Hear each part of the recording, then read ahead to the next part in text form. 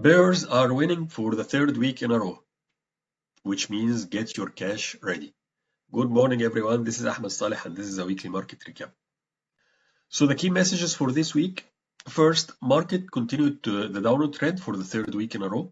This is mainly because there are some concerns about tariff. The Department of Government Efficiency is now laying off people. And there is a lack of good news. There was no good news last week at all. Even the job report was not able to lift the market up. Nasdaq is now down 10% from the peak, and it is now below the 200 daily moving average, which is a very negative sign. This is the first time since October 23. S&P is also down by 6% from the top. Russell is down 15%. There are concerns about the inflation, and of course, the small companies represented by the Russells are impacted a lot by this, and it's down 15%. Momentum stocks also continue to go downward. We are now seeing some companies down by more than 40%. So there are a lot of opportunities now started to appear in the market. There are also some recovery on Friday. Jerome Powell came and calmed a little bit the investors on Friday. So the market went up on Friday, but it's again, we are skeptical about this rebound. We'll talk further during the video. Overall, get your cash ready because we have seen some prices in the market that we have not seen for a very long time. So the market is creating some opportunities, and this is a time to buy when there is blood on the street, when there are sales on the stocks. You go and buy in the shopping mall when there are sales. This is the time that you go and buy and start having your cash ready so that you can go and buy when the time is ready. Okay? All right, and now to the details. We had the worst week since September 24. March, S&P was down 3.3%, Nasdaq is down 3.6%, and Russell 2000 was down 4.3%. Year to date turned out to be negative, with Nasdaq minus 5.6% and Russell 2000 minus 6.9%.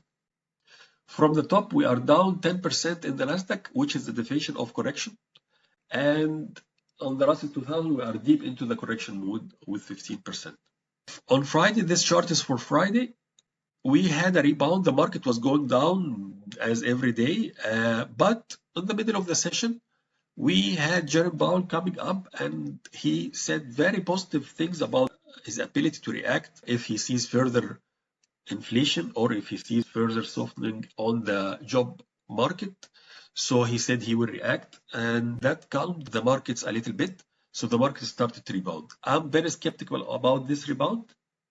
Again, we talked about the rebound that happened last Friday in the last 10 minutes, the Friday last week on the last 10 minutes, and we said that we are very skeptical, and the market continued to go down this week. Again, I'm very skeptical about this rebound, and the major trend is still down. So watch out, this might not be a reversal of the trend. The major trend is still down. So if we go to the chart, you can see that we have a clear downward trend. There are some greens day, but it's clearly going downward. There was a rebound that happened from the moving average 200. This normally it's considered as support, and it acted as support at this point, and the market rebounded from this support. And there is also another support at the 5,670. The market also rebounded at that support. If we break the daily moving average 200 and the 6,070 support, then most probably will go down probably to the 5,500 or maybe even to 5,000. So watch out. The market is going into a negative trend, and I don't think, because the volume was not high in Friday, maybe this rebound is not really true rebound. So the pressure going downward is really high, and the major trend is still continuing to be downward. With that, there are some prices that we have not seen for a very long time. Think about Tesla, for example, going down by 45%. It used to be about closer to 500, and now it is about 260. So these prices are very, very attractive prices. Look at, for example, RDT minus 40%, CAVA minus 41%, VRT minus 44%, VST minus 32%, JEV minus 33%. These are really good prices. Even look at Nvidia, for example, minus 20%. Nvidia with minus 20% is a dream for any investor. The Mag 7 is minus 16%. Amazon minus 17.7%. There are lots of opportunities in the market. So we are saying get your cash ready. I know that some of you are sitting on a huge losses right now, but I always say do not put yourself into this situation. From the very beginning, we were out like 3 weeks ago from most of the portfolio, and we were just going in with a few stocks here and there, with even half what we used to get in with. So I'm saying always don't get yourself into such kind of losses at the first place. Now, even if you are now at these losses, it is very hard to get out of it. So you need the market to rebound, and you need to make some really tough decisions to get out of some stocks. And that's what I'm always saying. Be in the right mindset. Get out of the stocks whenever you have 5 to 10% losses. Get out of the stock as soon as you can see some profit taking in the market, and don't put yourself into such situation where you have 30 and 40%. Because now you can have the mindset to go and buy when you see such prices. If you are suffering huge losses, what you will do, you will close your laptop and you will not do anything. But if you are out or are having a small losses, then you can have the right mindset to go in and buy again the dip. Okay, so don't take my words that these will go to rebound. We don't know. Some of them will continue going downwards. Some of them will start to be flat, and some of them will start to go up. So if you've seen that there are support that is forming and there are some rebounds, then you can start to go in again. There are clear opportunities in the market today. So get your cash ready. Last week we talked about that 57%, 58% were below the moving average 50.